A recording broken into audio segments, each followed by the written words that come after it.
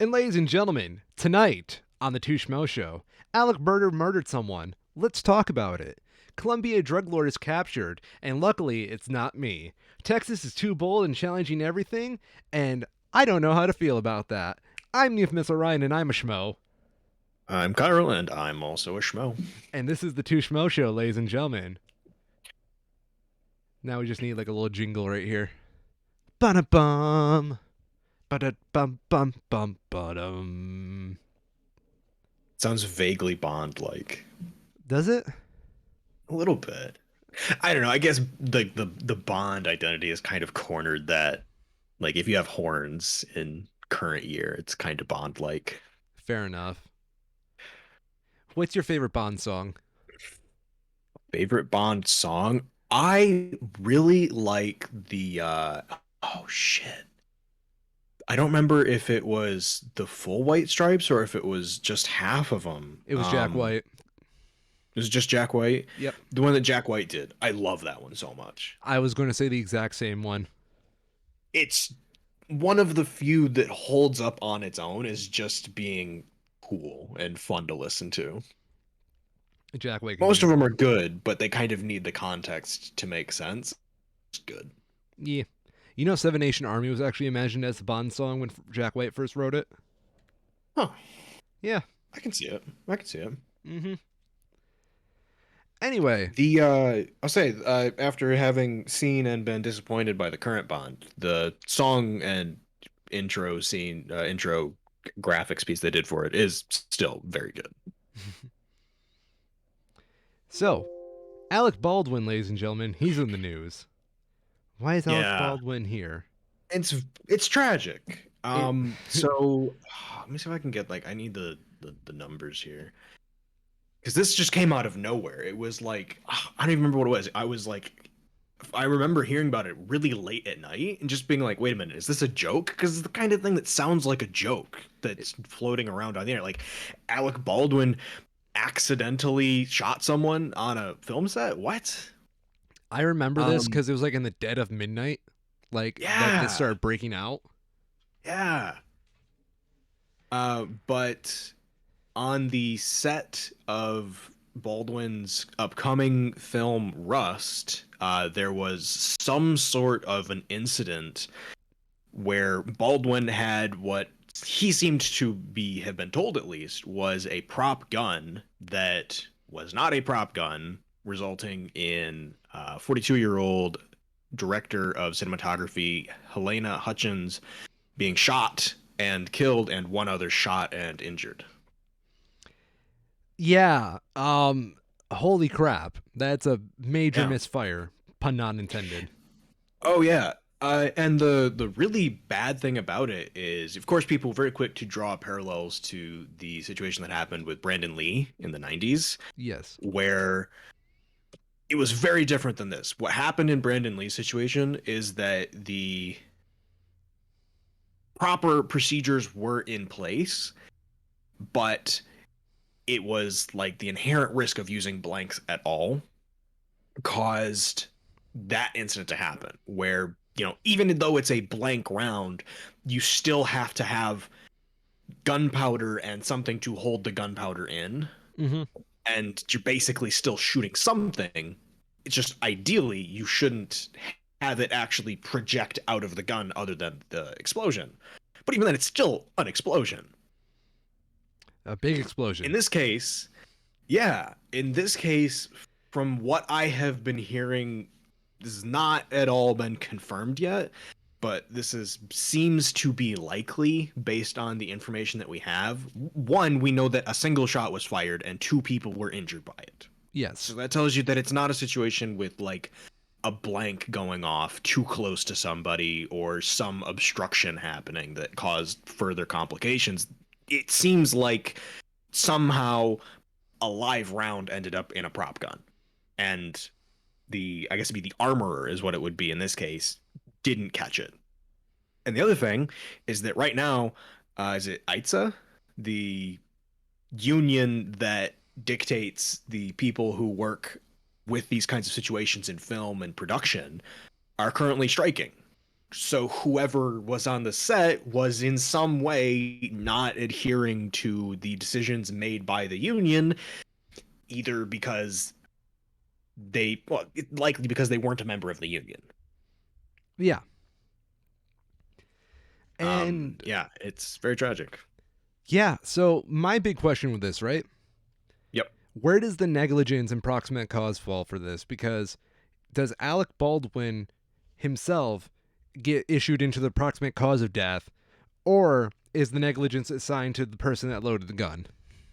That will likely be determined later, but from what I've been reading from people involved in the industry, the person who loaded the gun would be the one at fault, which almost certainly would not be Alec Baldwin. Oh, that's good. But that's Yeah. still, I wonder how Alec Baldwin Yeah, there's himself feels about this. oh, I'm sure he has to feel awful. Oh yeah. That said, though, the film is being produced by Alec Baldwin's company that he apparently has some significant amount of control over. Ooh. So, while legally speaking, Alec Baldwin himself might not be personally responsible, if it does end up being confirmed that they were hiring, line breakers outside of the union that might not be as well trained, it would have been Alec Baldwin and Alec Baldwin's company's choice to proceed with filming at this time in defiance of the strike by the union. Okay. So, like, legally, it's very likely whoever it was that loaded the gun and said it was basically not loaded would be at fault in some sort of either, like, probably most likely negligence, realistically, some kind of negligence. It is Um, 1000% negligence.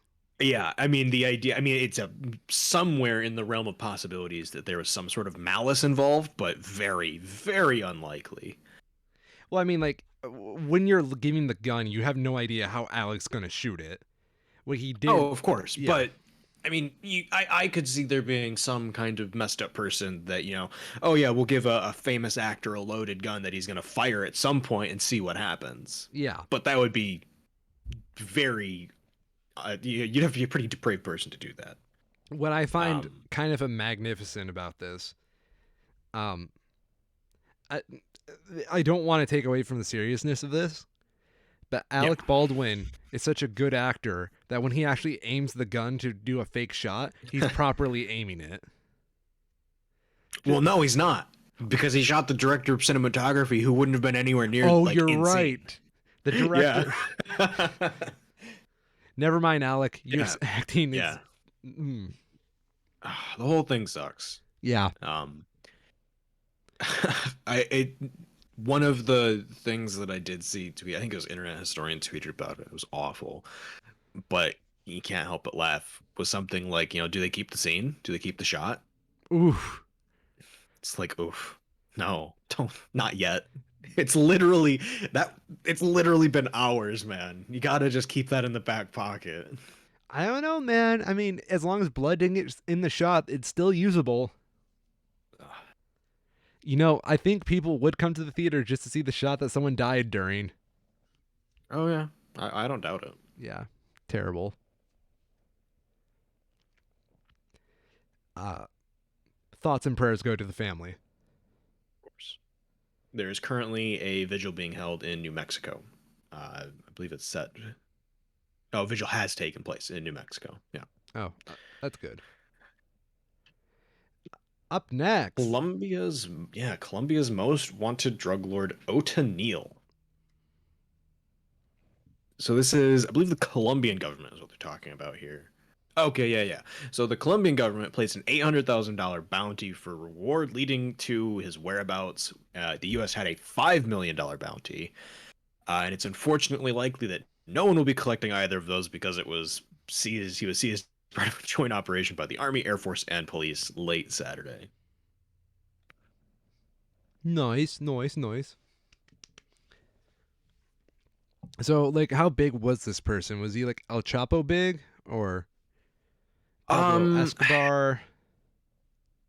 so I mean, the way that the Colombian officials are talking about it, they are describing it as comparable, like second only to Escobar being arrested. It is the most prominent drug trafficker in Colombia arrested since the turn of the century. Ooh. So it's pretty big. Yeah. For an idea of the scale of the operation, they apparently involved 500 soldiers supported by 22 helicopters. 22 helicopters. 22. Yeah. Why not go to 23? I mean, come on. If you're going with the big bucks. They probably said the same thing about 21. Why not 22? Yeah, where does it end? Just constant escalation. Then the drug traffickers will have 24. Ooh. And then they just keep one up each other. Mm-hmm. So we have like this myriad of helicopters just flying amongst each other. I'd be okay with that.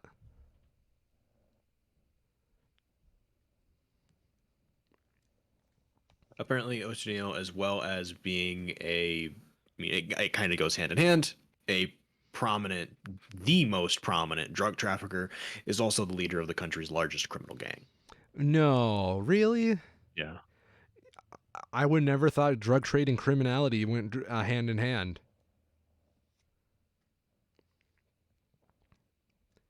Why would someone who gives out drugs do crime? Just doesn't make sense. He's just trying to put drugs on the table for his family. Oh yeah, drugs on the table for his family. Yeah. I don't know about you, but Breaking Bad has ruined me for the concept of drug lords. Has it? Yes, I keep thinking of like every drug lord as Walter White style, but I know it's not that. No. This is interesting. A lot of this is from the perspective of Colombia, of course, 'cause that's where it happened. Yeah. They're talking about this, described the operation as the biggest penetration of the jungle ever seen in the military history of our country. This was out in the It's jungle. just like, yeah, oh yeah, no, this guy was not. That was one of the things they're talking about here is that they've had operations in the past, but because he uses a rural network of safe houses, they were never able to capture him, and he stays well outside of urban areas to avoid detection. They used movements were traced by more than 50 signal intelligence experts using satellite imagery. Oh. So they probably had the equivalent of like 2 guys on 4chan. I'm surprised 4chan hasn't militarized yet. I'm not. None of them are healthy or good enough shape to. Yeah, but like as an internet militia. Well, I mean, they kind of are on like in a digital way. Yeah. You know. Yeah. A cyber militia. Better way of putting it. Yeah. I think that's exactly what Anonymous thinks they are, but. Mm-hmm. Anonymous, please don't hack this. This is my life. I take back everything I said to you.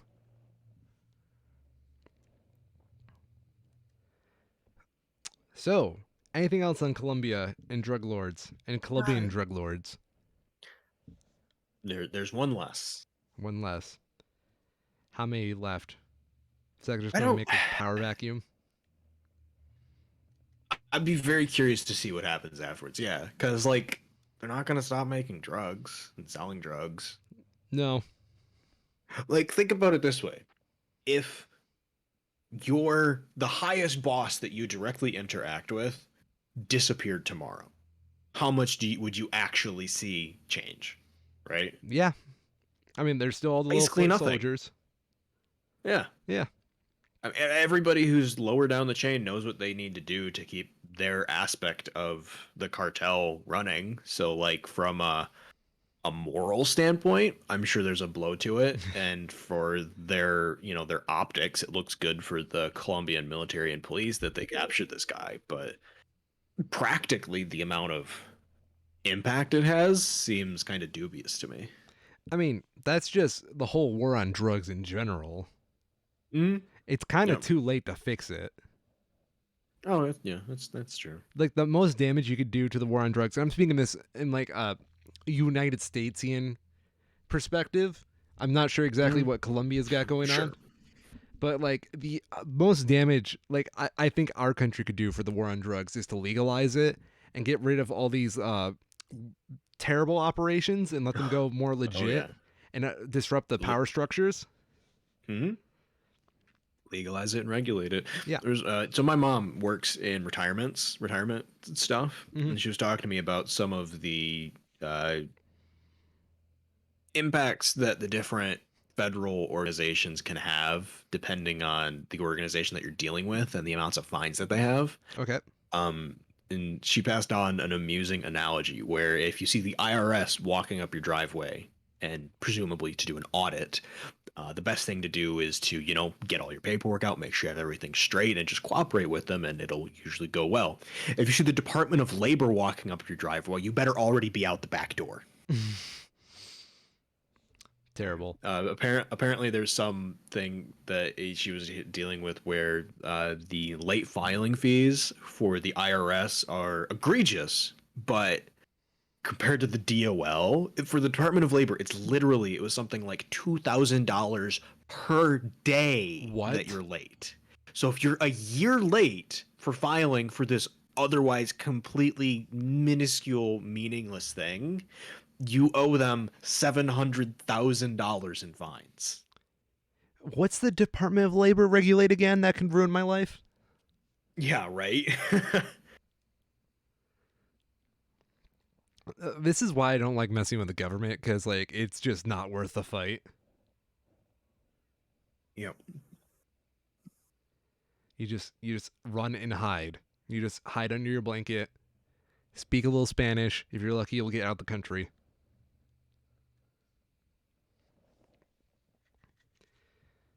And up next on the Two Schmoes Show, we have Texas is too bold, challenging everything in what I believe to be a virtue signaling on the part of its conservative party now that they have all these new liberalized voters from California moving in. Yeah, Texas's Attorney General Ken Paxton is doing what I can only call the shit throwing approach, where you try literally everything, even though most of it won't work, with the hopes of some of it sticking. Of course. It's Most notably, we had the SB 8, which was the Texas, I don't even call it their Congress, passing a law that banned abortions after 6 weeks, and it's hard to like find the words for it because it's so nonsensical. It gave private citizens the means to sue other private citizens up to $10,000 for assisting another person in getting an abortion in Texas. yes. There's clearly problems with both of those. But with their filing of that officially, it's out there, it's in place right now. Basically, there are challenges that are currently being made going through it. Most recently was a doctor in Texas who performed an abortion in Texas with a woman who had a pregnancy past 6 weeks, but still, safely done, specifically for the purpose of challenging this law. And it went to one court. I'll have to find the opinion that they wrote. It was relatively brief, surprisingly, but very good. Basically listing out all the reasons why this law is complete nonsense and shouldn't be a thing. And then it was appealed again, and the appeals court in that district of Texas is predominantly conservative, to no one's surprise. Ooh. And of course was reversed again on appeals, which means it's just keeping on going up to the Supreme Court because the Supreme Court couldn't be fucked to do their job in the first place. Yeah. I mean, this is again why I think we need Mhm. term limits on the Supreme Court. Yep. So the Roe v. Wade is, of course, the primary ruling that is being put in question by a case like this being brought up to the Supreme Court. It's also emboldened Texas in a way to look to overturn basically everything that they think they can. I give This it the, one, Yep. It's kind of a terrifying prospect because this is apparently a memo sent on. This is unconfirmed. I couldn't find a confirmation of this. It looks legit. I have seen legitimate discussions by other people talking about this. The only thing that I can't confirm is whether Ken Paxton, Attorney General of the state of Texas, is one discussing it. It would not be surprising for me, though, if he was. But there is a screenshot of a document being circulated from Attorney General Ken Paxton to the Texas House of Representatives, giving his opinion that they can. It's like complete nonsense reading of the law. But basically, saying that the Texas Constitution supersedes the Bill of Rights, basically. Okay. Which is not at all true. Ever, and has never been, and probably never will be. But under that gross misunderstanding, probably intentional misunderstanding, they are trying to use that to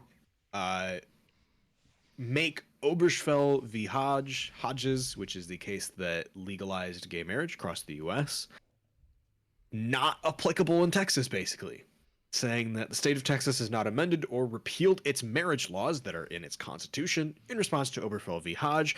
The Supreme Court has no power to amend formally or revoke a state statute or constitution, even after opining that the state law violates the Supreme Court's interpretation of the Constitution, which is just wrong. They do. That is how that works. Where did Texas get these balls?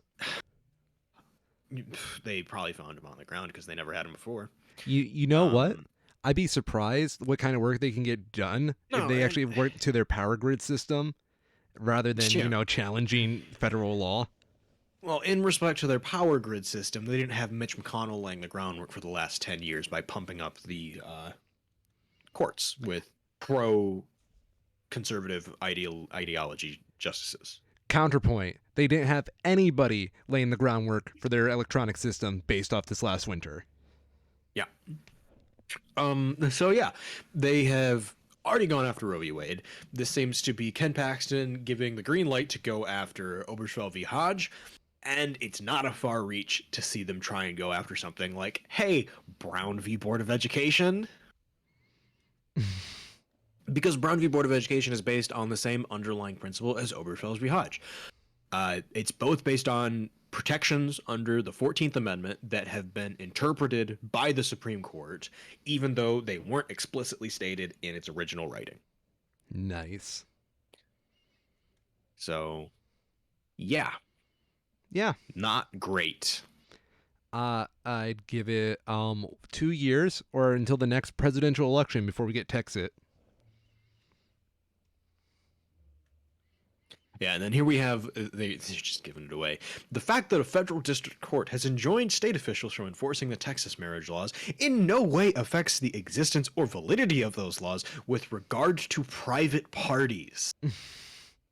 So they're saying, yeah, if we the state can't do it, we the state will just tell private people to do it instead, which is awful and kind of disgusting. And also not how that works, because if you, the state, give the power to an individual to do it, aren't they not then just acting on behalf of the state? Does that politicize that person as an authoritarian figure by the state? I mean, it kind of inherently does. Yeah, that just creates them into a police unit, doesn't it? I don't know. It's messy, and you would have hoped that the Supreme Court would have taken up the first time that they tried to do this already and not sat on their ass for the last it's like 6 weeks now. You gotta love our Supreme Court, ladies and gentlemen. If only the Supreme Court had just done their job the first time instead of passing the buck. I love talking politics. Oh, it makes me so mad. Well, I get almost like a as mad. No, I was gonna do a transition there. Oh, what would you transition to? Because I just wanted to discuss politics a little bit more, like the general idea. No, we can go ahead. Okay. I can transition whenever I want. Oh, can you now? Oh yeah. But I mean, like, I love the United States political system because it's so broken, but it works so well when it wants to work. Hmm. You ever notice that? Yeah, so I will say, I mean, I guess it depends on what you mean by work, you know, because like with the most recent election, there's a lot of fucked up shit, but in the end, it kind of worked out the way it should, you know, Oh yeah, like I like. think I've said this on an earlier episode of the show, but I'm going to Mhm. reiterate it. The beautiful thing about our political system is everybody has a voice. The terrible thing is we don't know when to shut up. The terrible thing is everyone has a voice. Yeah, that's really the problem with the American political system. Everybody has the voice. Yep. Yep. Yep. Yep. So, what? I'm also mad. Go on. The Uncharted movie has been officially shown off with a trailer. Have you ever played the Uncharted games? No, I've actually only seen the Uncharted games played before me once in Hmm. my life. Are And you're familiar with the main character at least, just because of osmosis? hunkier Indiana Jones? Yes. Yes, hunkier, younger Indiana Jones. Non Harrison Ford. Wait, no. Nathan Fillion, Indiana Yes, Jones. technically Nolan North, but yeah, Oh, it should be Nathan Fillion. yeah. Nolan North does the voice acting and looks basically 1-to-1. In the Uncharted series, Drake's sort of like father figure, mentor, is Victor Sullivan, known as Sully. I'm gonna send you a picture. Okay. So I'm gonna send you a picture. This is how he's represented in most of the games. They do some flashbacks and stuff where he, ages up and down, but generally, in the vast majority of the game, this is how he's represented. Mm-hmm. Who would you get to play Victor Sullivan in a live action Uncharted movie? John Goodman because Sully. Mm-hmm. Yep. No, Tom Selleck. Also good. One of the other ones I had heard that was pretty good was Bryan Cranston. Ooh, Bryan Cranston can do no wrong. Mm-hmm. Do you want to take a guess at who they actually got? Um, can I have an age range, please? Yeah, let me look it up real quick. Like, are we talking middle age, younger age? Apparently, he is exactly 50 years old now. Oh shit. Um, I'm gonna pray it's the best case scenario. They got Jamie Foxx. No. Damn, man deserves more work. What'd they get? They got the one, the only, getting a screen snap, Green snip. Marky Mark. No way. Yeah. No. They got Mark fucking Wahlberg. And they couldn't Fuck. even be fucked to have him put on a mustache. What? No. Is that his quote? Is that his bad acting quote? I don't know what you mean. But like here we go. Here's an actual shot from the trailer of the movie. It's just Mark Wahlberg and Tom Holland. Yeah, that It's literally just Mark Wahlberg and Tom Holland. They look nothing like what they're supposed to. they just look like they're hanging out offset. Yeah. You could tell me that Mark Wahlberg just bumped into Tom Holland on the street, and I would believe Yep. this photo. Yep. In fact, this dark-haired figure also in this photo, I could have believed that's Zendaya, and they're like out on like a hangout. I don't believe it is Zendaya.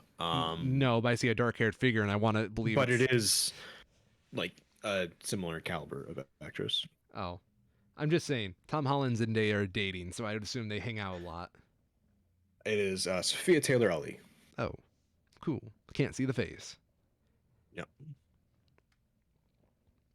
So Yeah, it is why Mark Wahlberg? very, very frustrating. Who fucking knows?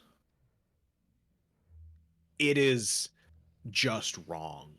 It's honestly a slap in the face. It's not. No one wanted this. No one wanted this. Mark Wahlberg wanted it. Apparently, he said who, yes. who the hell are you? Like, this is the reason that video game movies suck so much. Because you have a game series like Uncharted. How many copies has Uncharted sold? I don't know. I don't play it. It's a stupid number. As of May 2019, Uncharted 4 alone had 15 million copies sold. That is tens of millions of people that are your primary audience for a film like this. Yes. And then you just be like, nah, we're gonna just stick Mark Wahlberg and Tom Holland in there and have them just look and sound exactly like themselves with no added effort on top of it because we know that their face and name will attract in people who only want to see them. Are you saying you don't want to see Tom Holland everywhere? Because I'm not going to lie, it's getting a little uncanny for me at this point. It is kind of a bit much. I get it. He has a very successful agent, but You wow, know, man. I put it this way: why does he have to be an American in every role? Good He's not question. American. He's British. He has a very strong British accent that would be fitting for a lot, like plenty of the roles that he has been cast for lately. But he's always playing an American because, hey, I'm Spider-Man's American. Spider Holland, really good agent, Spider Holland. He's in this movie, he's in that film too. What's he You know what going would have been to? pretty fucking good? What? So in the Uncharted games, I'm gonna look this up because I gotta get the right name. Uncharted, I believe it's in Uncharted 2. So I can find the characters. Characters, yeah. It's been a minute since I played Uncharted 2. I should play it again. Drake has a sort of friend, I guess, more of like a colleague, a fellow treasure hunter, Harry Flynn, who, hey, guess what, is British. Wouldn't it have been nice to have Tom Holland playing someone of the same nationality as him? And then also doing something other than just being the good guy for once? I would love to see Tom Holland in a villain role. Like, yeah, and not even, doesn't even have to be like a major villain role, just like a minor sort of sidekick villain role. Just something fucking different. Please. Or else we're gonna get to the where we are like right now with Chris Pratt, where he did one really good thing in Parks and Rec that he did well at. He was very good for it. And then he did a second really good thing in Guardians of the Galaxy. And then he's been cast for a million other fucking things after that, but he only knows how to do that one thing that he's done for the last 20 years. And now everybody's realizing it. And it's like, oh yeah, maybe he's not that good of an actor. I feel bad for like we were talking about this a little bit before the show, but I just want to Mm-hmm. restate it. The Yeah. MCU actors are typecast to hell. Yep. And Yeah. I don't even know if it's like a typecast thing at this point. It's like beyond typecast. You know, Robert Downey Jr. I think is the best example of it. Robert Downey Jr. is Iron Man Yeah. and has been Iron Man for like the better part of 20 years now. His face and that character are inexorably linked in the public vision.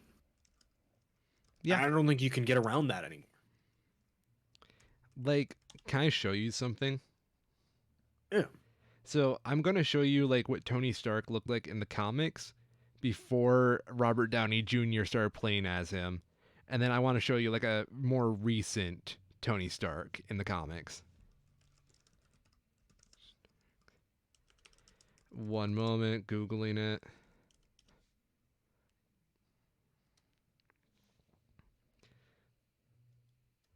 Okay, The comments in the trailer for the Uncharted movie are pretty good. here's Tom 90s. Holland. Oh, yeah, go ahead. Yep. Okay, Quite now Italian. doesn't he? I think he's actually supposed Yeah. to be like a Mexican American. Oh, yeah. So same idea though. That Yeah, that his mother's yeah. name is Maria, and then we Right. have Yeah. Makes sense.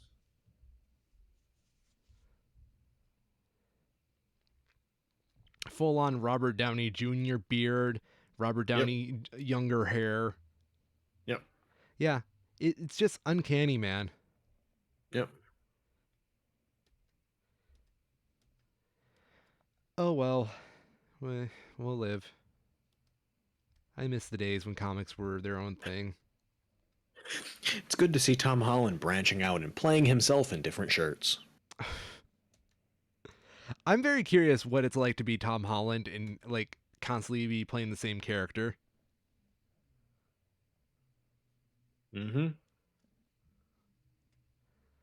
Like I respect him as an actor. I want to see him in more. Yeah, that's just Robert Downey Jr. That's just Robert Downey Jr.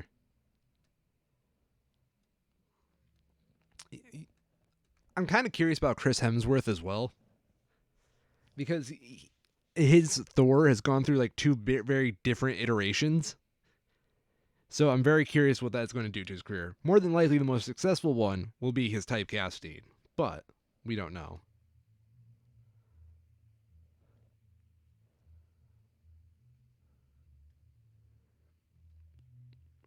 Mm-hmm. What you looking at there, Kyril?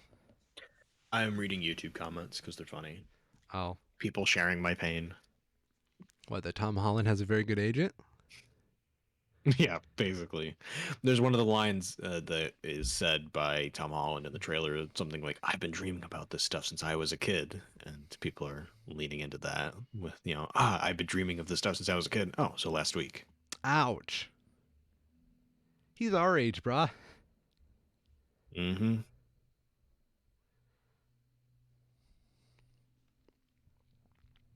This looks more like a Spider-Man What If's multiverse movie than an Uncharted movie. Yeah, it literally does. What if Spider-Man was Indiana Jones? Indiana Jones is a Disney property, so they can do that.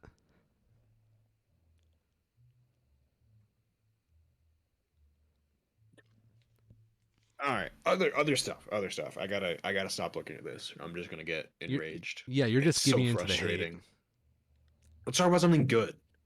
Hating Wes Anderson Oh, has a new movie, okay. and I am excited for it to an unreasonable level. What's it I called? there's no other way to put it. I am a bitch for Wes Anderson. The French Dispatch. The French Dispatch. Yeah. Oh, wow, this is a very Wes Anderson movie poster. Isn't it? I love it so much. It's just I don't know. What would you call Wes Anderson's style? Because he has a distinct style. I have no idea. I don't know. But I love how he is routinely able to take the medium of film and every single time prove that it is still an art form. Isn't he your favorite director? Like top 3 at least, yeah. Who's your top 3? Go. Wes Anderson, Christopher Nolan, and those are be my top 2 for sure. I knew you would say Nolan. Because I've I'd only have ever to- heard you use the phrase filmmaking as an art form when referring to Nolan or Anderson. Well, they do it in different ways though. Well, yeah, they have two very different styles. They do. Well, so I don't know. So, 'cause from my perspective, Wes Anderson has his style, and he kind of does the same thing every time. Yes. But it's like looking at the next Picasso. You know, sure, it's another Picasso, but it is different. Whereas Nolan, in every one of his films, challenges himself to do something different, Yes, he does. and I respect the hell out of that. I mean, the man did make a artsy superhero movie, which is kind of hard to do Right. with Batman of all things. Right. Oh, was the Batman trailer out? The When Batman trailer was out. Did we talk about it? I don't remember. We did It's been not. like 2 weeks. Okay, we're gonna have to do that. Yeah. Oh boy. Well, I will Yeah, say French Dispatch. I have seen the trailer. Like, I don't know how I missed it when it came out a year ago, but I've seen it, and oh my goodness, you just wanted to gush about Wes Anderson, didn't you? I do. I always do. Let's see. I remember you forced me to watch Grand Budapest Hotel. Yep. I tried watching Moonrise Kingdom, but I got sidetracked. Yeah, Moonrise Kingdom is weaker for sure. Like, my goal when it comes to like a serious filmmaker like this, Mhm. I don't ever want to half-ass watch their movie because that's just not giving them the credit they deserve. So if Yep. I can't devote my full attention to a film like that, I won't watch it. Mhm. Purely out of respect. Still need to watch Isle of Dogs. Was that any good? Mhm. Yes, it was good in like a different way though. It was pretty different as a viewing experience, but definitely good. Okay. By the way, in case everybody was wondering, my filmmaker of choice, Edgar Wright. I am Oh yeah, excited for no, Last Night in Soho. yep, Mainly because I want to see Edgar Wright do a horror movie. yep. I love the my. I don't know how the hell he does it, but I just love the cast lists. It is just absurd For French to Dispatch. see any Wes Anderson film. It gives me the same kind of vibes as like the Ocean's films, where you just have a bunch of incredibly talented actors in their own rights getting together out of the love of their profession to do something that they're proud of Hmm. because they enjoy it. And there's a lot you don't get that every time with a lot of movies. There are good movies out there that you don't get the feeling that the people in them are enjoying what they're doing. They're just doing it because they're good at it and they know they can get a paycheck. It was only 25 million to do French Dispatch. Oh yeah. That No, amazes I me. mean you can get away with because I mean when you have people who are just getting together because they love what they're doing and not for the money of it, you can do these very creative things that wouldn't necessarily work in another medium that aren't really that expensive, you know? Oh yeah. You know, when you only have a handful of sets that you're actually doing, but you're using them in a bunch of different creative ways, you're saving a lot of cost. And when your main characters aren't like 95% CG. Right. Oh yeah. Marvel. So here's the cat uh the French Dispatch. Yes. We have Benicio del Toro, Adrian Brody, Tilda Swinton, Lee Seydoux, Francis McDormand, Timothy Chalamet, Jeffrey Wright, Matthew Emmerich, Bill Murray, Owen Wilson, Christoph Waltz, Ed Norton, with writing by Wes Anderson, of course, as well as Jason Schwartzman, Roman Coppola, and Hugo Guinness. You're telling me Owen Wilson, Bill Murray, and Jason Schwartzman are going to be in the same movie? Yes. No way. Oh, no, sorry. Schwartzman, I don't know if he is in the movie. He is credited as a writer. Okay. I like Jason Schwartzman, and I would love I to do see too. him and Bill Murray in the same movie.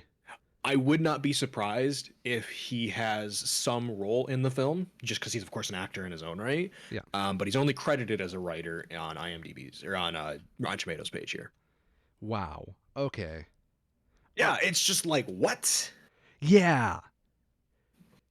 Have you seen Schwartzman and Scott Pilgrim vs. the World? Yes, I have. Yes. Best villain ever, in my opinion. I love his villain in that movie. Mhm. What else has Schwartzman been in? Wasn't he also Sonic in Sonic the Hedgehog? Wait, who was Sonic? I'm not sure. Okay, so Schwartzman is listed as an unknown character, credited as an unknown character in the French Dispatch. So he will be on screen at some point. Okay. Makes sense. Oh, Ben Schwartz. Never mind. No. Why be a Schwartz when you can be a Schwartzman? Ben. Anyway, I'm excited now for French Dispatch because it has those three people in it. Yeah, it's just incredible. Yeah. All right. Other movies. Dune is out and seems to be doing really well. I don't understand the hype behind that movie. I'm sorry. So to me, it feels like it's one part Mad Max Fury Road and Yeah. one part a lot of people who have been fans of the book finally getting to see it, in their view, properly shown on screen. I mean, if you're a fan of That's the book, more that's power to you.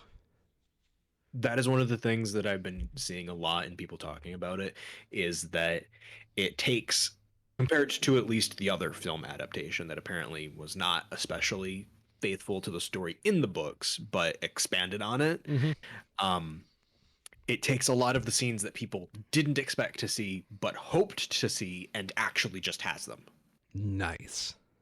and it just tells it in a way that they like, and it does the Mad Max Fury Road thing where they have this earthly but still sort of alien setting and show it in a gorgeous, almost unbelievable way Nice. through the extensive CGI. I dig it. Hmm. Wait, it has Batista in it? I know it had Batista in it. Is that Batista? It is Batista. Yeah, I don't know if I'm going to see it in theaters. Actually, I wanted to check this. Is it on? I remember the most prominent thing that I remember reading about this is that back when HBO announced that they're going to be putting all of their like big movie releases from the COVID era straight to HBO Max for watching, Yes. the directors of Dune were one of the first to come out very vocally against it in a kind of pretentious way. Oh, I would love Like, some film pretension. Tell me more. yeah, it was like, oh, you can't do that. It won't look right. We made this to be seen in theaters. You can't just let people watch it at home, is how it came off. Nice. And it was kind of like, oh, you're really gonna do this? Like, just fucking stop. That's just film virtue signaling. Yeah, it is available on HBO through November 21st. So it's the same thing that they did with with Suicide Squad, Yeah. which I guess is what their compromise for it must have been, where they only have it up for about a month. I mean, good power to them. Yep. And it's really good, because like for one, if you have HBO, you're already paying for it, right? I mean, Yeah. it's not like nobody is getting money here. The money's already changed hands. Just let me watch the damn movies I want to. Yeah. That's the super frustrating thing right now about Suicide Squad. Like, what you want to go see the Suicide Squad 2021 right now? What are your options? Well, you can go fuck yourself and give $25 to Apple TV or Amazon or Google Play to stream it. Because you can't get it on disc yet, I don't think, No. because it's so new. You can probably pre-order it, but you can't actually watch it. You can't stream it anywhere, but it's been out long enough now that it's not actually showing in theaters anymore.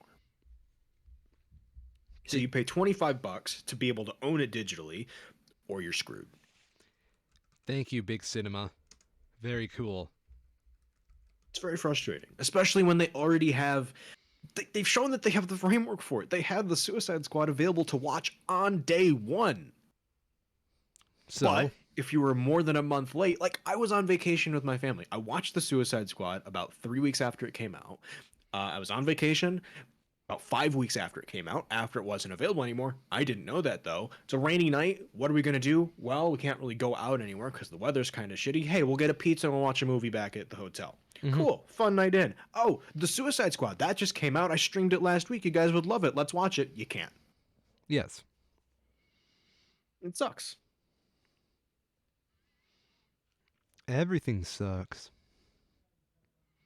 So go watch Dune because fuck pretentious directors. Who do you think is Okay. the most pretentious person in filmmaking at the moment besides the The Dune? most I wouldn't say it's them. Most pretentious. Yeah. That's an interesting one. That's the problem where I like have like vague ideas of people that I've heard about, but I don't actually know names of anything. You see, So I just like in my brain, it's just like, oh yeah, that guy's kind of a dick, but I don't actually know his name or what he's done. You know?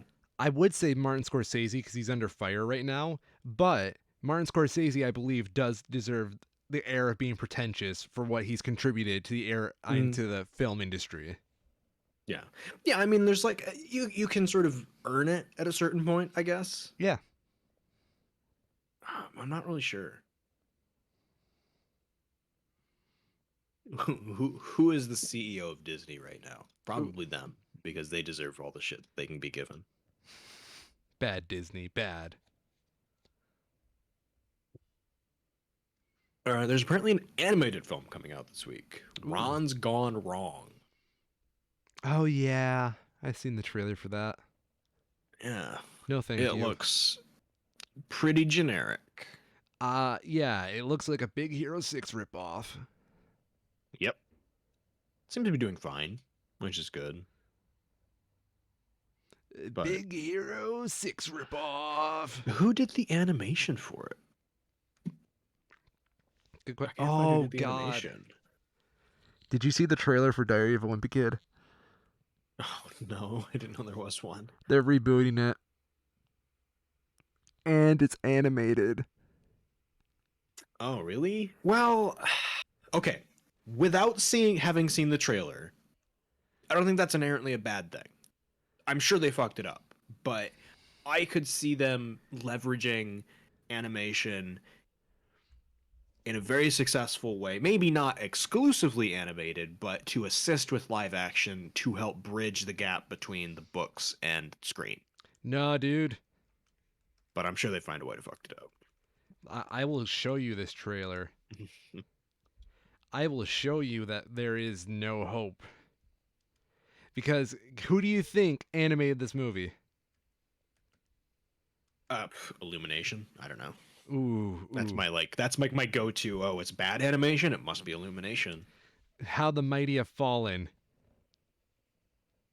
Oh, it's Disney? Yes. Oh no. Oh, yes. Uh, Man, and think how. Oh no. Yes. Think of how good they could have done. Like, almost a renaissance of Disney 2D animation. No, they went for Illumination. And they just. You know what I hate the most about this movie? It looks so cheap. Everybody's hair looks like Play-Doh coming out of the mold. Well, exactly. I was just thinking that. Like, imagine if they did like stop motion, or like Ooh. gave any amount of a shit. Yeah. This is Greg Heffley's nose has weight to it, and that scares me. Jiggle physics. Jizzle.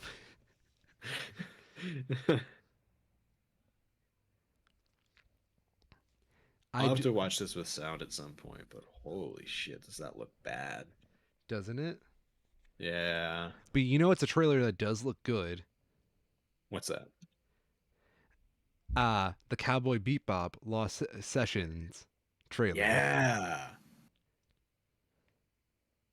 I've seen so many people with like just the worst takes possible about it. You know what I love about this Cowboy Bebop trailer? What's that? It just affirms to me that Scott Pilgrim vs. the World is the greatest movie ever, as I have duly noted several times. Because you cannot tell me this trailer did not take influence from Scott Pilgrim vs. the World. Sorry, real quick here. This is weird. Apparently, Ron's Gone Wrong is Disney too. What? But it doesn't have a Disney logo anywhere on it. It's funny to me that Disney would plaster their name all over this Diary of a Wimpy Kid, but then kind of hide themselves from Ron's Gone Wrong. Yeah, this is the Disney Wiki. Ron's Gone Wrong, a 2021 animated film released by Walt Disney Studios Motion Pictures through their 20th Century Studios subsidiary. Oh, nice. Why wouldn't they put a Disney badge on it somewhere? That is bizarre. Isn't it? Yeah.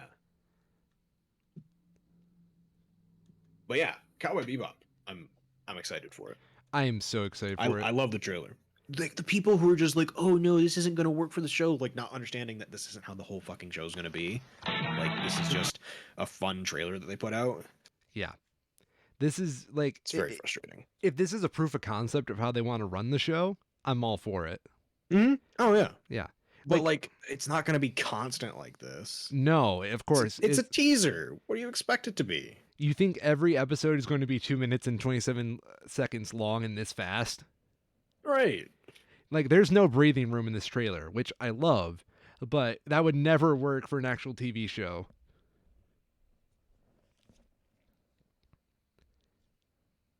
It's a gorgeous trailer. I love it. I'm 1000% sold on this. I've never even seen Cowboy Bebop. Have I ever told you that?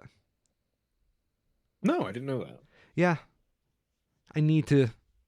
I know it's on Hulu. Don't have time. Well, I don't have Hulu. Yeah, I haven't seen it all the way through. I started watching it on Crunchyroll. Okay.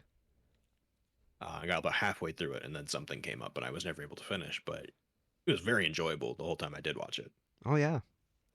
And I'm just gonna be honest like this. If you're gonna like take something that's super exaggerated, like anime, and just like try to bring it to Hmm. the big screen, or actually like live action. This is probably the best way to exaggerate everything and keep it grounded. Oh yeah. Yeah. It gives it the weight that it needs to be both clearly live action, but also still feel like an anime. Yeah. The editing is on point. I am in love with Yep. the editing. Um, just because I've studied editing in school a little bit in film class, nothing ruins something for me worse than editing. You ever had that problem? Hmm. Yep, I know what you mean. Yeah.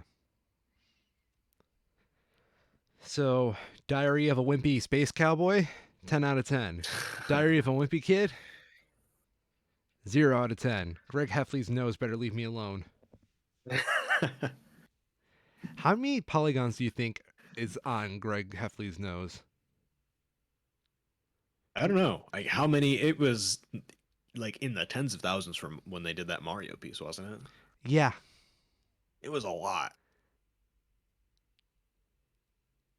What else do we have coming out? So we have The Electric Life of Louis Wayne, Is this which I hadn't heard of, but Benedict Cumberbatch is playing the lead.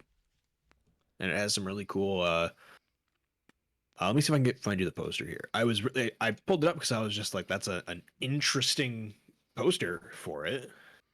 It's a Prime movie. But between that and this promotional shot, just gonna paste it. There it goes. It was enough to make me want to learn more about it. Ooh. I like it. Yeah, it made some sort of art related film, I guess. I'm just glad we're having real movies come back. Yeah. So the extraordinary true story of eccentric British artist Louis Lewis Wayne, whichever, whose playful, sometimes even psychedelic pictures helped to transform the public perception of cats forever. Moving from the late 1800s through to the 1930s, we follow the incredible adventures of this inspiring, unsung hero as he seeks to unlock the electrical mysteries of the world. And in doing so, to better understand his own life and the profound love he shared with his wife, Emily. I'm all for it. Mm-hmm. Benedict Cumberbatch, Claire Foy playing the leads. So, you know what I saw? What's that? I saw Venom 2. Oh, yeah. So, And I know we've been talking about real filmmaking all of a sudden, but there are very few films that I've had more fun with than Venom 2. yep. That is a movie you do not take seriously. You just jump on and go for the ride. Mm-hmm. Yes. Perfect. Perfect film. Can't be beaten. Citizen Kane be damned. The Godfather ain't got shit over giant black Hulk making turd jokes. It's perfect. Nice. Yes. There was a big, scary black man and a smaller, scary red man, and they kind of just collided at each other like toys when you're having your toys fight, and it Yeah. was beautiful. And there was Tom Hardy, and Tom Hardy did the thing, and Yep. Tom Hardy was just kind of there the whole time. All to be honest, big Yeah. evil scary. That's kind of the feeling that I got from the trailers. Like Tom Hardy's there. He's just there. Like, okay, Tom Hardy does have an actual character arc in this movie. It is not a bad character arc, but Oh, man, nice. he feels like an afterthought compared to just how much they wanted to ride the Venom train. I mean, hey, if that's how you get people in seats, you just have it be this big fun thing that people want to go see. More Oh my part to you god. if it works out, right? Yeah, they kind of cheated the system, man. I'm not going to lie. It's one of the dumbest movies I ever saw, but man, it was so much fun. Mm-hmm. Like, where do we even begin with this, dude? Like, there's chickens named after Sonny and Cher, and Venom is Like, these are my chickens, Eddie. I love these chickens. And they threaten to like throw the chickens out of a window at one point, and then Yep. like the dumbest plot hole in the whole fucking movie happens around these chickens, where Venom leaves Eddie like at the midway point of the movie, comes back during the final battle, blah blah blah blah blah, whatever. But Eddie decides to get rid of the chickens, and he leaves them at a Cervantes statue in the middle of San Francisco. And at the Hmm. very end of the movie, they come back to pick up the chickens, and the chickens are still at that statue. That would not happen in San Francisco. Yep. Yes. Um. How dare they have logical inconsistencies in their Yeah. movie about two big CGI blobs fighting each other? What's her name? Her name in this movie? There's a really weird scene that I love goofing on. I'm sorry, I'm just going to goof on this whole movie because it wants to be goofed on. Mhm. Michelle Williams. What's she been? Who? I hope Williams has a great career and she's done very good with her life. She appears to be a very successful actress, and deserves every bit of credibility she gets. But Michelle Williams has like this 2-minute flirting scene with Venom where she's just kind of like, I'm not going to lie, just flirting real hard with big scary black monster man. And it's surreal, but it's also hilarious. It was kind of funny just to see Michelle Williams just let go of this movie and just act like, realize I'm in a dumb movie. Let's have Mhm. fun. Woody Harrelson kind of phoned it in this whole movie, not gonna lie. Yeah. I expected a lot more overacting on his part. No, he kind of just played it straight. I Um, see him. I've gotten the same vibe from something else I saw him in kind of recently. It was just kind of like, yeah, he's there. he's very tired. Yeah. One of my favorite things about this movie, I'm just going to spoil some shit because this movie, you don't go into this movie for the plot. Um, this movie is like pornography. Just Yeah. you stare at the big scary black man the whole time, and eventually it ends. Um, like they try to play this joke where they try giving like Carnage a bad like tragic backstory to make him more sympathetic. Yep. Very very end of the movie they tried doing this, and then Venom just bites Woody Harrelson's head off and says fuck that guy. It's perfect. 10 out of 10, would never see again.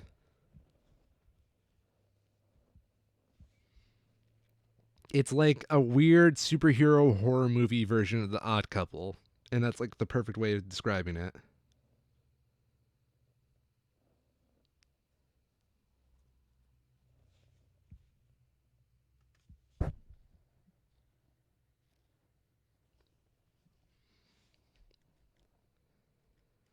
So have you seen the Batman trailer? Yes, I have. I don't remember anything about it. Uh I'm not okay, so I'll put it this way. I was talking to someone who was very excited about it in a Discord chat. And I'm not nearly as excited about it as they are, but I was incredibly relieved to see Batman in an upcoming movie that looks interesting. I will give it this. The movie does look interesting. Yeah, it is a noticeable, just sort of like all around improvement from the Man of Steel BVS kind of stuff. Yes. This is when I think Batman, this is the kind of cinematography and settings that I expect. Sort More of Nolan. grungy and dirty, Yeah. down in the streets, not Bruce Wayne in the perfectly crystal clean cities of Metropolis. Mm-hmm. So like the visual language is very much where I want it to be. I'm not entirely sold on uh fuck. I can't remember his name now. Andy Serkis. No. Robert Forgetting how to Pattinson. cast this. Yes, Pattinson as Batman. Visually, I think works. But like vocally, I'm not sold yet. Really? Yeah, because he only had like that one bit where he actually said anything in his Batman voice, and it underwhelmed. So I saw mine like a little bit ago, uh, Yep. and all I remember is the Riddler from the trailer. Because Yes. I do like serial killer Riddler. Yes. Yes, a million times yes. The way that they open the trailer is great. It's like a short film in itself. Mm-hmm. The angles they use, the perspective, it works. It works great. And I think that the Riddler is a very strong way to move into like sort of starting a new series. I mean, at least it's not the Joker for the millionth fucking time. Yep. And I don't think whether or not the Joker and the Batman end up being in the same universe for this kind of thing sort of remains to be seen, I guess. But not starting with the Joker, I think, is almost always the right choice. Oh yeah, You know, you have to kind of lead into it for Batman's perspective. my favorite Batman book, speaking as a comic fanboy, is Batman Year One, Yep. and the whole conceit of that book is it's Batman versus corrupt cops, no Yep. supervillains. Nice. I mean, yeah, that is kind of like the quintessential part of Batman, you know? Yeah, I think the way you work with Batman is you build him up from the ground up, and then you start moving him into the more fantastical superhero stuff after you establish the more grounded elements of him. Mm-hmm. Like, there's no radioactive spiders you have to build up on. No Krypton blowing up. Nope. No super soldier serums. Just fucking dude lost his parents and now he's Zorro, but in a bat form. Yep. Basically. Which one is it? The scene where they first show the Batmobile, I really enjoyed. That like it's like clearly part of a longer car chase, but I don't know.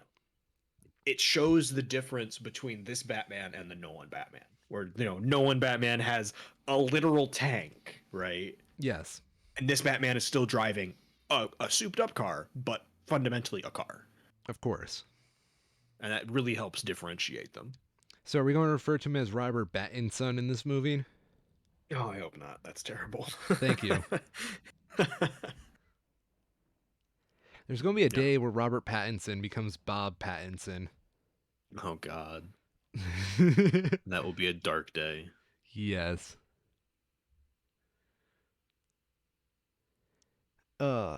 I'm trying to look over this movie to see who else is in it.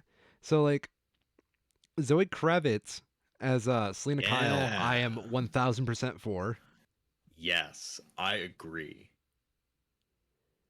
I am very much in favor of it. Yes.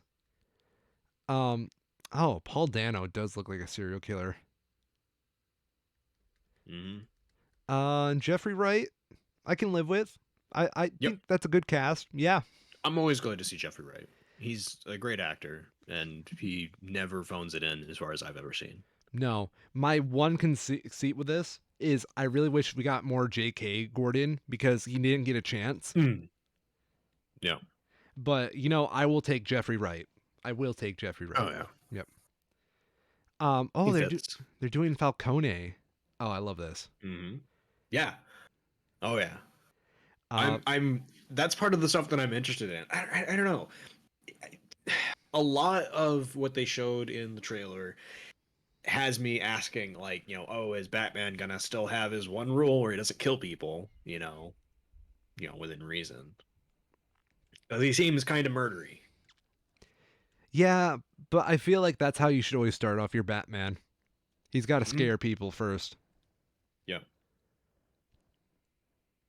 I am not to the point of being hyped, but I am certainly looking forward to it. The film is intended to be the first of a new Batman film trilogy.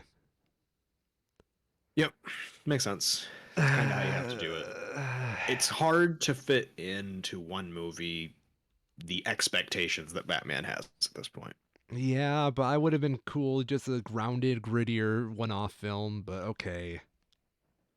I I guess we'll have to see how it goes. I'm always in favor of a trilogy that is being handled by one team start to finish Yes. rather than one more bloated movie. So if they went into it from like a writing perspective, knowing that they had the guarantee of 3 films, I'd be okay with it. I can live with that as well. But that's the kind of context that we just don't know yet. So it can go either way. Speaking of which, did you hear that No Way Home is going to be considered the finale to the Spider-Man Homecoming trilogy? I mean, it makes sense. It Yeah. is the third one. But I just want to point out Venom is now in the MCU looking for Spider-Man. Mm-hmm. And this is going to be the end of a trilogy. And I don't think there's going to be any Venom in this next movie. So there's a lingering plot line there. So the real question is, are we getting another Tom Holland movie?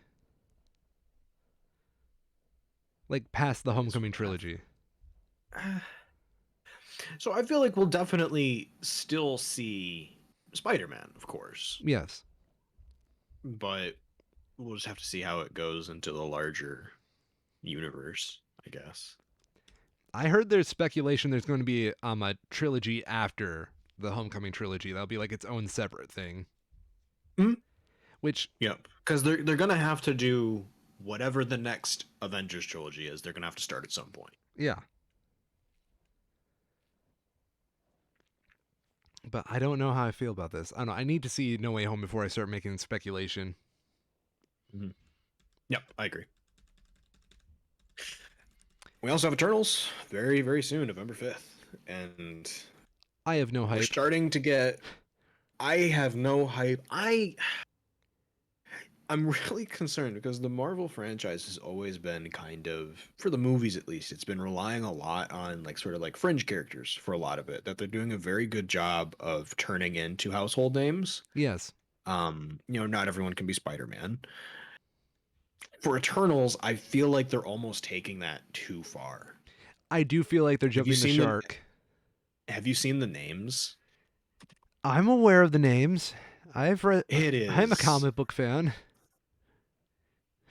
I am shocked at how dumb they are. If I'm going to be very honest, I'm impressed that they pulled off Shang-Chi so well, Yeah. but that I don't extend that same thing to Internals. It just seems like too much. Like it's the same problem that I've always had is that, how do you get people to care about the characters, right? Yes.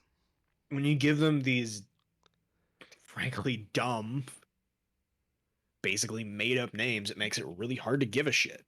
You know what I really wish they would have done with this? What's that? You see, Marvel's been doing this great thing lately on Disney Plus where they make supplemental TV shows.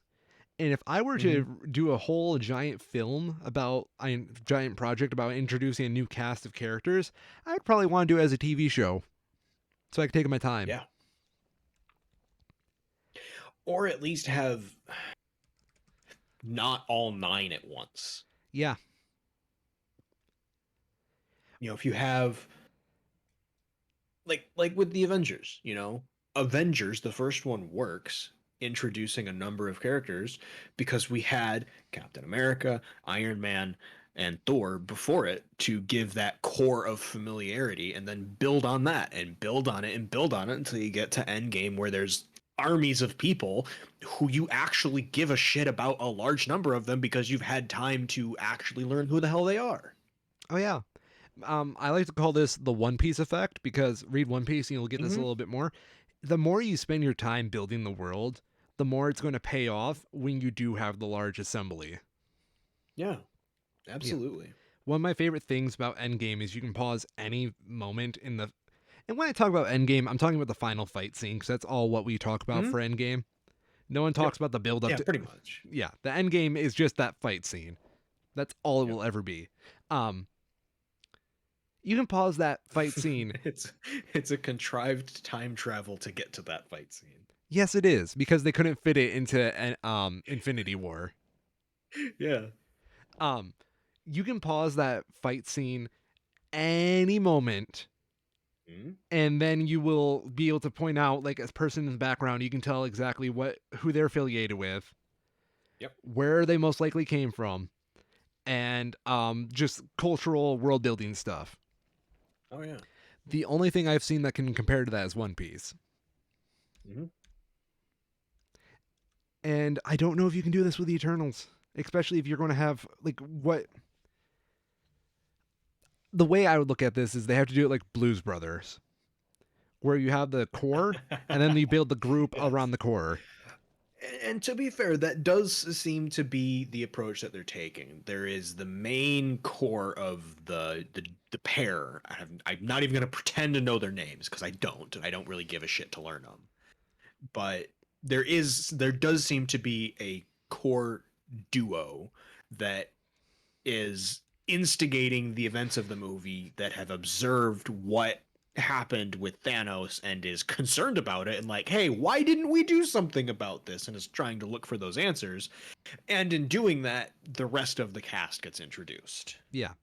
They can just go up to everybody and like, we're on a mission from the Celestials Yep. instead of on a mission from God. Um, but yeah, I'm not sold yet either. But to be fair, the people working at Marvel are some of the best. So if anyone's going to be able to pull it off, it would be them. Yeah. I mean, I appreciate it for the experiment it's trying to pull. Yeah. Did you see that we got a Hawkeye TV show poster? A poster? No, I've seen the trailer. I haven't seen a poster. Yes. It's pretty mundane, but I like it. Yeah. I'm looking forward to it. I really like the ideas that they're exploring in it, and it just seems kind of fun. I am I always like, I really like Jeremy Renner as an actor, and I hope it gives him a chance to kind of flex some of the acting skills that he has that he hasn't had the chance to do in his current roles. yeah. My favorite thing about the poster is there's a pizza dog on it. Yes. If we can get more Jeremy Renner as Hawkeye as a deeply compassionate father, I will be happy with that, because that was some of the best, like, story-wise parts of Endgame, was just seeing Hawkeye just go to hell when he lost his family. You know what? You're right. I'm sorry. I'd like to revise my previous comment. The Hawkeye scenes, then the fight scene. Yes. Yes. That's why the film is purple, by the way. Not because Thanos leaving an impression on the world, and the whole world is through the lens of a Thanos impressed world. It's because Hawkeye is purple, and this is Hawkeye's movie. Even though he's never been purple before this Yeah, in the movies. in the comics only. It's a In the nod. comics. Yeah, there we go. It is a good nod, though. I like it. It gives it. I hope that they start to lean into. I think for a TV show like this, you need that little bit of extra levity, Yes, you do. and having the purple colors just add to that. It works. It It's totally strikes me fine. that they're adapting Free Fall, which is like one of the best Hawkeye stories, which I'm all for. Yep. Yep. This has unfortunately reminded me of something. What's up? We are tragically at the part now where there are new Christmas movies coming out. Go on. I I'm not even going to read the titles of them, but I noticed when I was looking up the movie releases this weekend that we have four Christmas movies that released. Going to need a cigarette for this one. Yeah. Most of them are Hallmark garbage. Yeah. So if there's any scrap of consolation to be found, it's that. But jeez. We do have more MCU Look at news I just dug up. look look at all these stereotypical white families. You know, as a white man with a white family, I too feel represented finally.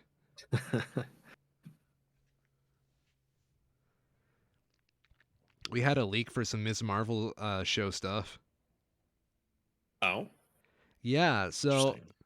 I will show you a picture of a comic, and this is like apparently the leak of some of the merchandise for the show. And tell me if Mhm. you notice there's something inaccurate about it. Okay. uh,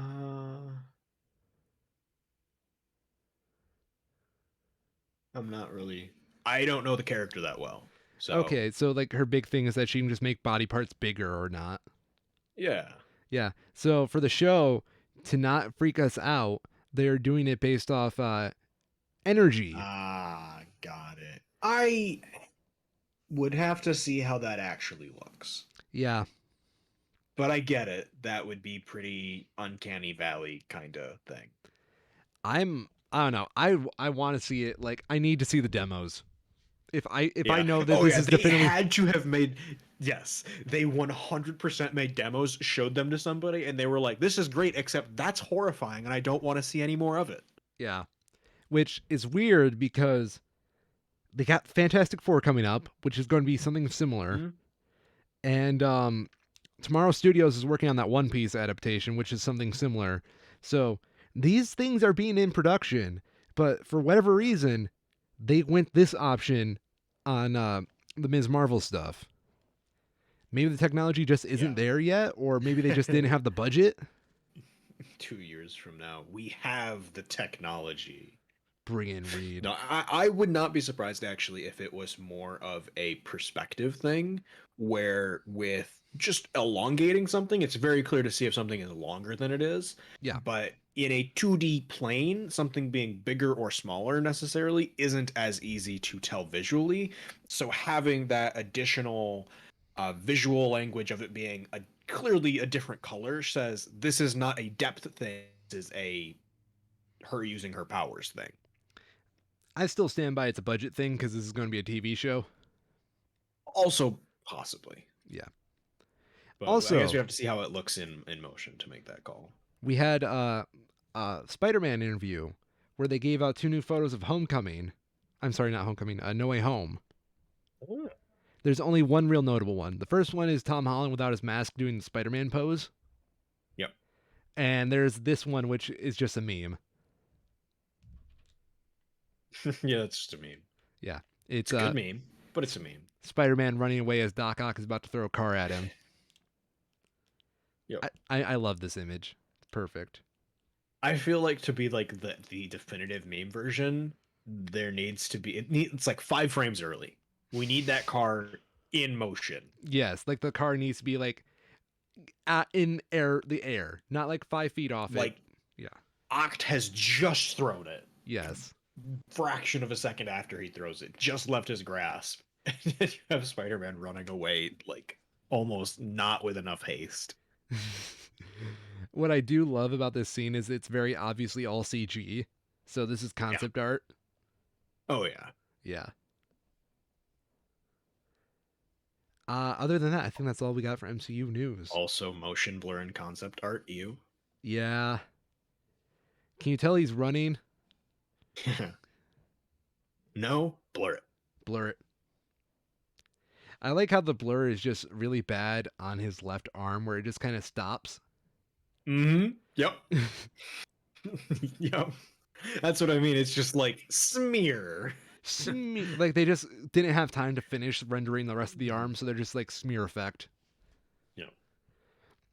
Also, it just kind of looks like Tom Holland is just like skipping a little bit because of like how his arms are positioned. Yeah. Also, his legs kind of just dissolve at the bottom. Yeah. Yeah, it's rough. It's concept stuff, but I like it. It's funny. Yeah. Like you got Alfred Molina in the background there with no glasses. Yeah, I was gonna say though, it's very that is the Doc Ock that we know. So knowing that they were like at this stage, even like, oh yeah, it has to be Alfred Molina. That's nice to see. Yeah. I'm pretty sure that's the PS2 game's render model of Doc Ock.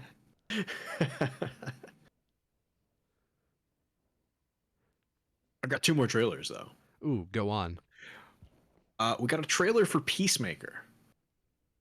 Like the DC character?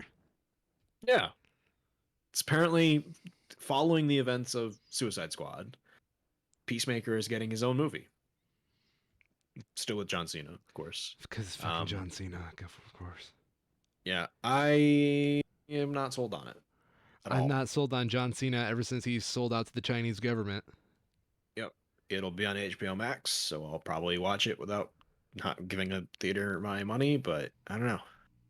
It just seems kind of medium.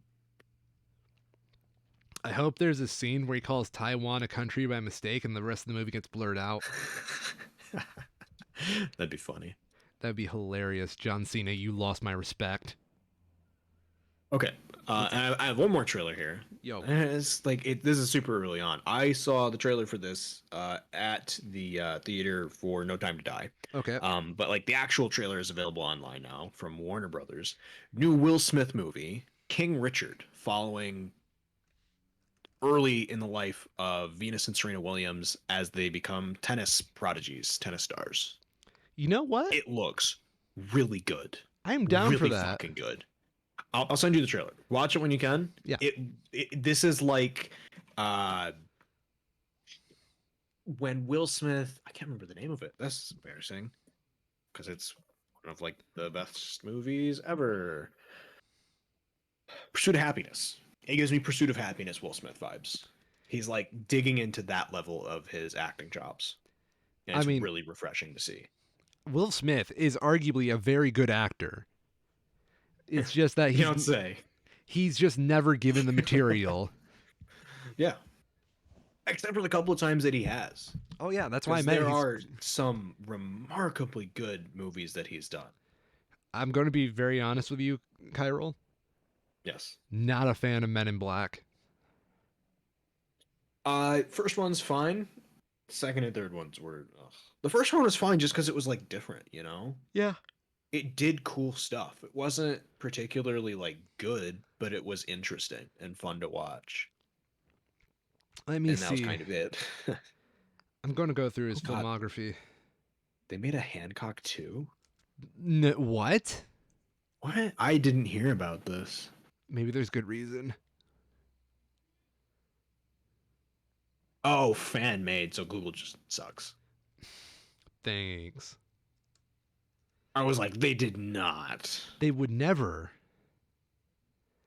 Oh, yeah, sorry. I accidentally found his discography and not his filmography. I forgot Millennium was a thing.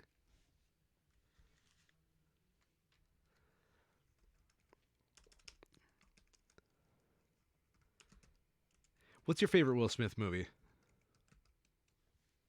I'm really partial. Okay, so my personal favorite is probably iRobot, even though I know it's not like technically the best, but I have a strong personal affinity for it. Okay.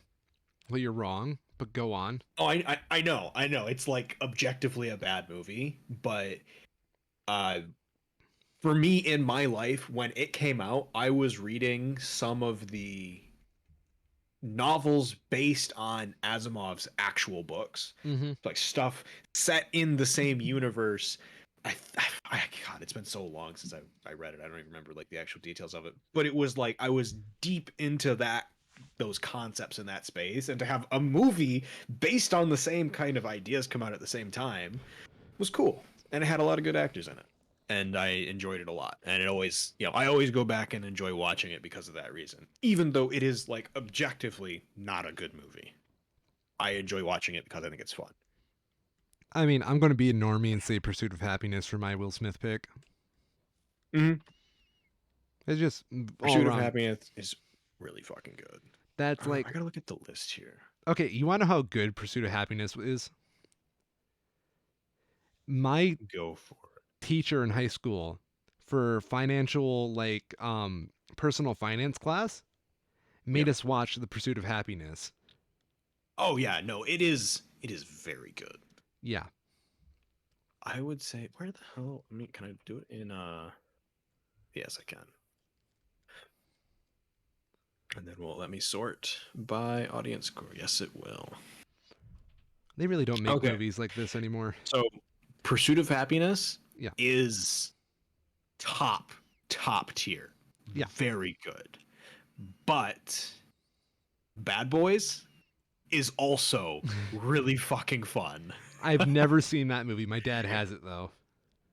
I recommend it. I haven't Yeah. seen the second. I got like the Bad Boys and Bad Boys 2 as like a $5 bundle at some point and just never watched them. I went and watched Bad Boys. It's dumb. It's really fun. Surprisingly so. That scares me a little And bit. also, Independence Day is really fucking good. It's iconic for a reason. Yeah.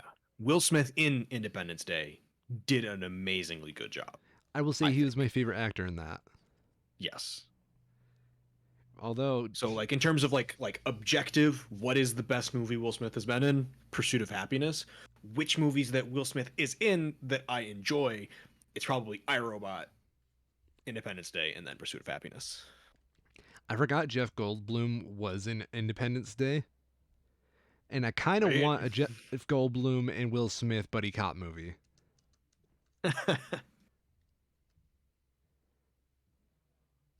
Would be great to have it be like I'm terrible at remembering these names. What was the is it Sylvester Stallone movie? Was he in it? I think I'm thinking of the wrong one. Escape from New York? Not Escape from New York. I can't remember it. That's gonna bug me now. The movie where they like thaw out the guy because they need a good cop, and all of the cops suck. It's like the joke that Taco Bell is like fine dining now, isn't it? I can't remember what the movie it is.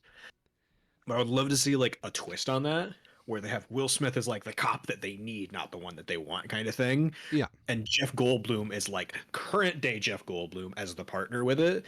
And you have that dynamic of Jeff Goldblum just being kind of like the hyper vegan symbol of the one versus Will Smith just being there, just like, what the fuck is wrong with you? I want that. I would love that.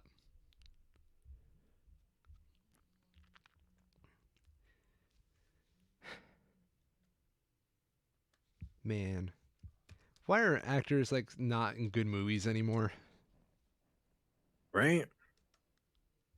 I'll say that is kind of one of the problems that the Marvel Cinematic Universe kind of had is that it just kind of is a vacuum for talent. Oh yeah.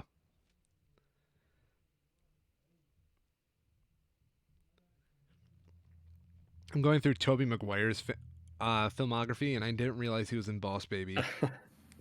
Oh God, really? Yes, That's disappointing. isn't it? Yeah. Who do you play in Boss Baby? He was Adult Timothy. Not sure who Adult Timothy is, but oh, he's the narrator. I guess as roles in Boss Baby could go, But that's probably one of the better. I don't know. Tobey Maguire, I hate as narrator.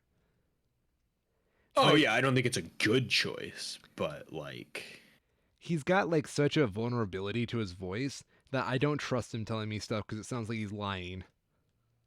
mhm. This is like my main problem with the original Spider-Man movie.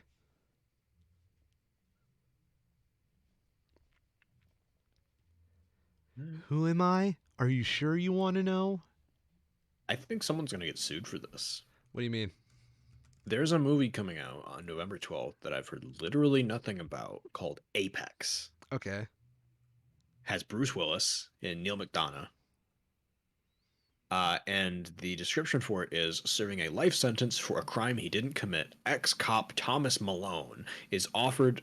Wait, is it Thomas or Jim? Well, whatever. Is offered a chance at freedom if he can survive a deadly game of Apex. This is not at all tied to Apex Legends, the battle royale game, but like, don't I feel like they have to have some sort of a copyright on that, you know? I'm just kind of sick of battle royales in general. This seems more like a most dangerous game kind of thing, Yeah, I guess. but still very unoriginal.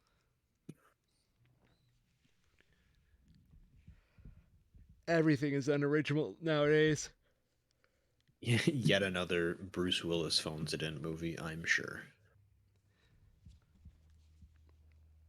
I would love to see Bruce Willis just do a movie with all the other actors who are phoning it in. The deplorables is what we'll call it.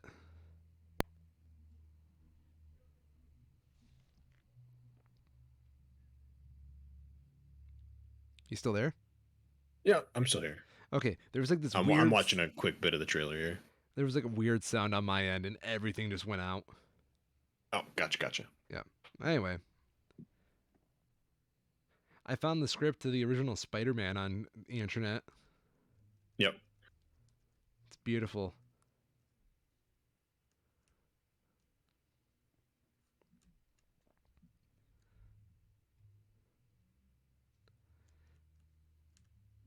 Hmm.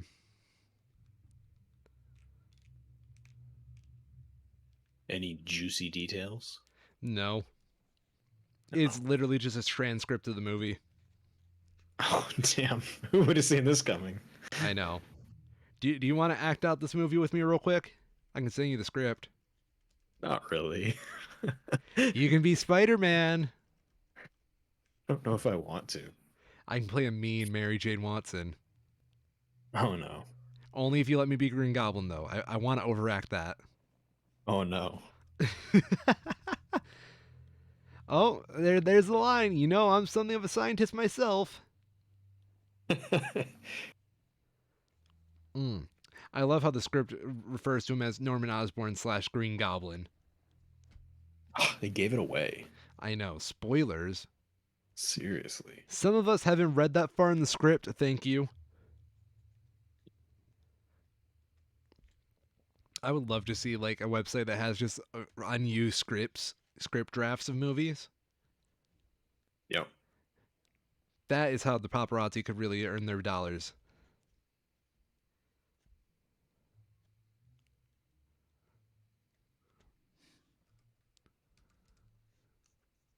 Have you seen the absolute bullshit on social media about the, I think it's Seattle public servants that are quitting after they put their vaccine requirements in place? No, but go on.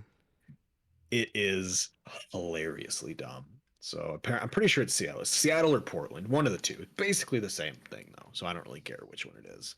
They put in a vaccine requirement for all of their government employees, so that includes EMS, not EMS because we don't have healthcare, um, but fire and police predominantly. Okay. And there was this big dramatic thing of all of these public servants walking up the steps to turn in their badges and their gear and their boots, and it was so sad, except it wasn't at all.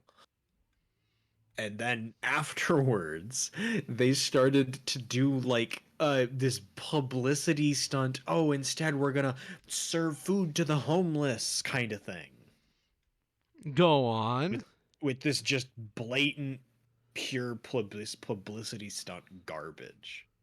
Like, look at us and be sad, and look, we're good people, but we can't do our jobs anymore because of the vaccine requirement, but we're good people.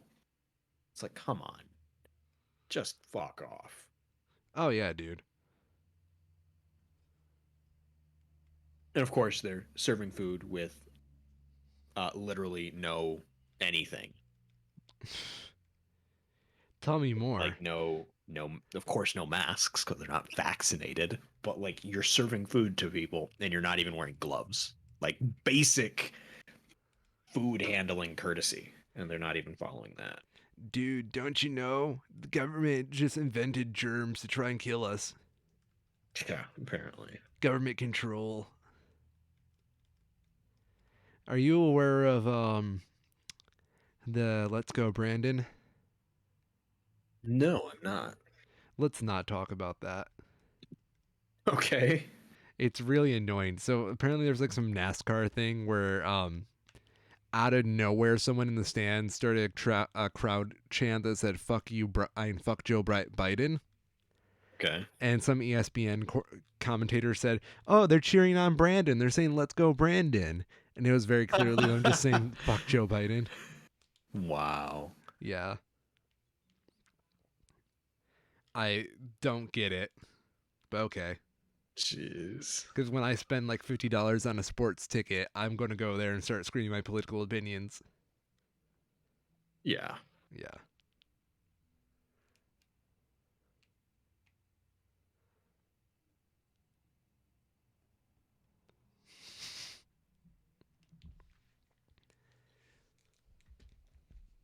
So now, apparently, the right have cooperated. Let's go, Brandon, to stand for fuck Joe Biden. Of course they did. Which I mean, if you're into saggy guys like that and you want to fuck Joe Biden, be my guest.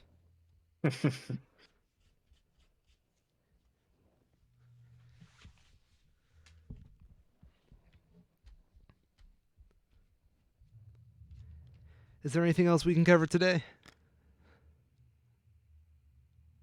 Not so much. Oh, That's the gist of it. I was reading that there's apparently evacuations in place outside of Vancouver. Shipping are caught. Like we're having all these delays in shipping, and apparently some ship that was moving caught on fire, and as they put it, is spewing toxic gas on the coast. So nice. what a nightmare. It kind of is. Our I grandkids are filled up going to die in like fire. That first time since like 2014 that I had to pay more than $45 to fill up my tank of gas. really? What? Yeah. Ouch. Okay, I did 40 for mine, but Yeah, what I've do had it was normally like I'm just kind of used to being like, oh yeah, fill up a tank of gas, about $30. yeah. Nope, not anymore. Why do gas prices suck? Well, I know why, but It's everything. I was reading it ties into it. Someone framed it in a pretty good post talking about how unless you got a pay raise of more than 5.4% over the last year, you lost money really? because that's how much inflation has gone up in the last year. Why is inflation so bad, Kyril? Yeah. Just why though? Many factors, many complex factors. Like, if I I'm mean, going to not play the idiot here for a second, um, yes. it's the shortage of stuff because of all the production halts from 2020. Yep. And let's just face it, the stimulus checks definitely didn't help a lot of it. Um, I'm actually not sure about that. I feel like the major thing are the knock-on effects from just not having stuff. Our entire commerce has been based on I don't remember what the term for it is, but there's like a term for it with the way that things are done where stuff is basically not stocked anywhere.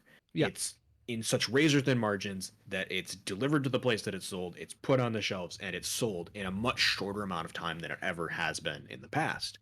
And having that break has literally broken the system as a whole. yeah. Okay, I do want to amend my statement beforehand. Yes. I feel like just equating it to the stimulus checks beforehand was too dismissal. I meant more along the lines of there's Yeah. more perceived wealth in the commons, and when you have people like renters or people who are Mhm. definitely trying to exploit the fact that there's more money in people's pockets, that's what I was more leaning at. Yep. Yeah, it is absolutely a multi-faceted thing.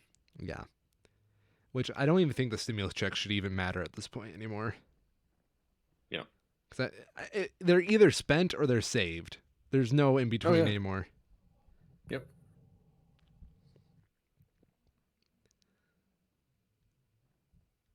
So, do we have anything else we want to talk about? Nope. I think it's good. That's all I got. Well, I do have one small fun fact. Oh. Do you know there's no requirements to run for governor in Kansas? No. You don't even have to be a citizen of the state of Kansas. Interesting. So, with that, I, the infamous Orion, am throwing in my ballot to become a governor of Kansas. If Well, if I could vote in the state of Kansas, you would have my vote. Thank you. I'd clean that shit up. That's my campaign slogan. Is this the place where they had the social security numbers as like plain text on their teacher site? Did they? I'm trying to remember where. I don't remember if it was It was somewhere in the lower states. Um, where the governor went out on Twitter and was like, "Yeah, we're suing this news company for hacking," when they literally had the you F12 on their webpage and looked at the plain text of the website, and they just had these teachers' social security numbers just there, That's and bad. they reported on that like years after they were like, "Hey, this is a problem on your site. You guys need to fix it." They told them about it ahead of time. They didn't fix it. They reported on it, and now they're trying to sue them for hacking. Nice. Yeah. That's not how hacking works. Nope, not at all. This is why But boomers need to stay out of law. Well, cyber law. yep. I'm surprised no one's tried making a lawsuit over the internet for defamation on a Facebook post. Oh yeah, they have. They have? Oh yeah, no, for sure. Which one was it? One of the shit. Which one was it? One of the Republican senators tried to sue a Twitter account for defamation because they kept posting some cow that they were embroiled in some controversy relating, and they just were like spamming this cow at them. And they tried to sue them for defamation, and they were just like, no, someone saying things you don't like does not constitute defamation. Even then, a Republican politician's a public figure. Oh yeah, no, they totally are. Yeah. Public figures don't have that same luxury, Mm. unfortunately. Yeah, the bar is there, but it's very different. Yeah.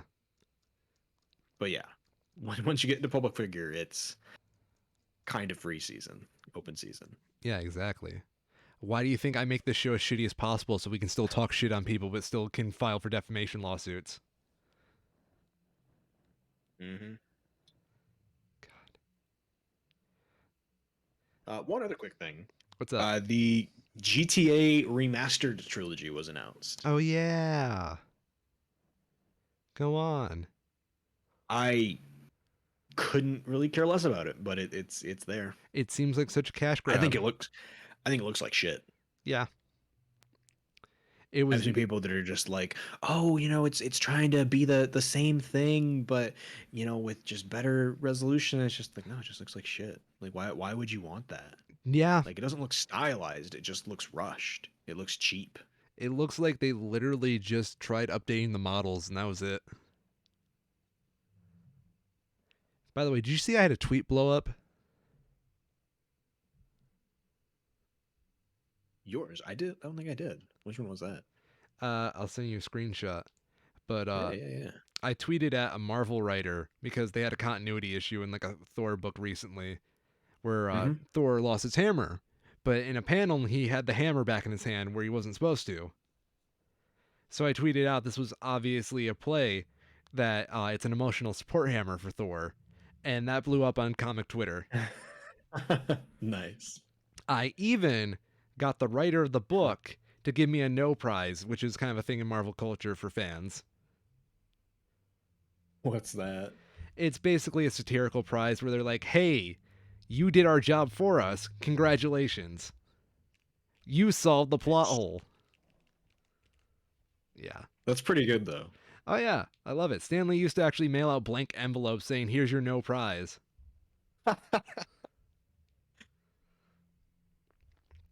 So I'm one of the few, the proud, the many, no prize holders. Oh shit! Some chump named Chiral.00223 just liked it. I in fact did. What's the 00223, if I might add?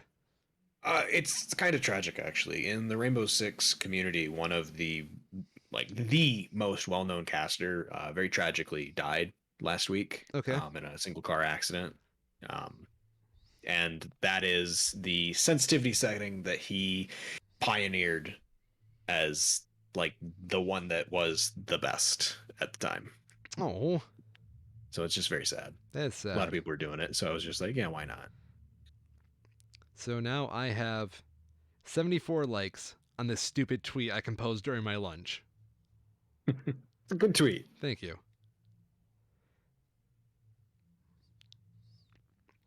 I will say, being Twitter famous for a day is really annoying. Just keep getting pinged. Yeah, it's literally you just keep getting pinged. Like, I Mm, don't want any of it. I don't want this even on my worst enemies. yep. Oh, and like even just for something small like that, it really puts into context how much someone's life can get fucked up when they actually blow up to like the way like shit with the Coney 2012 guy. Yeah. Like if you're in a position where you go from being relatively quiet to thousands of people trying to direct message you all at once. Oh my god, dude. This is just 73 likes and a couple like Yeah. retweets. This this Yeah. this ain't shit. And it's annoying me. Yeah. Yeah. What double annoys me is The, I DM people through Twitter. So when I see a Twitter mhm. notification, I think it's a DM immediately, only to find out Booze Yep. Bungler 69 just liked my dumb tweet. The thing that really pisses me off is when I get notified for somebody liking a tweet of someone who replied to me. Oh my gosh, I hate that too. Because there's this It's dude like, who like rode my coattail on this one. yeah. Like Twitter, do you not know how much I don't give a shit about that? Yeah. Like I'm not going to turn off my likes because my like notifications because I know this is just a passing storm, but damn, it's Right. annoying. Yeah. Yeah, DJ Khaled suffering from success right now.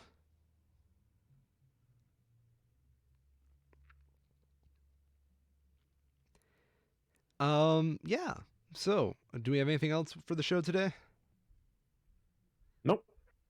Okay. Well, in the meantime, I'm the infamous Orion, and I've been a schmo. I'm Cairo, and I've been a schmo. And Donnie Cates, if you are reading this, thank you for the no prize.